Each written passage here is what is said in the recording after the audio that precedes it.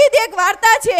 જ્યારે એક દીકરો પોતાની માતાને વૃદ્ધાશ્રમમાં છોડવા જાય છે, દર વખતે એની માતાને છોડવા જાય છે ને ત્યારે એમ કહે છે કે પપ્પા તમારે ક્યાંય જોતું તો નથી ને? થાય કે ના ના. પછી જ્યારે એને વૃદ્ધાશ્રમમાં રહે છે, ગરડા થઈ જાય છે, જ્યારે એનો અંતિમ સમય આવે છે ને ત્યારે એમ કહે છે બેટા તું દર વખતે મને પૂછેશ નહીં કે તારે મારે શું જોઈએ છે?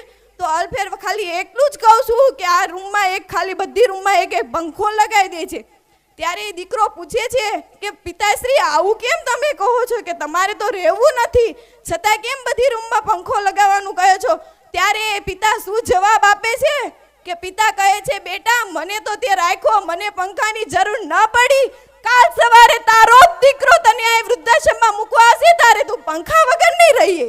એટલે કહું છું કે વહેલા સવાર વાડ કરી નાખ, તને જ ખબર પડશે કે ના ગરમીમાં રહેવું કેવું થાય છે. પોતાના બાપે પોતાનો વિચાર ન કર્યો, કાયમ પૂછતા હતા કે તમારે કાંઈ જોઈએ છે, છતાં ના પાડી. પણ જ્યારે જવાનો સમય આવ્યો ને ત્યારે એટલું જ કીધું કે પંખો મુકાવી દે બેટા, મુકાવી દે.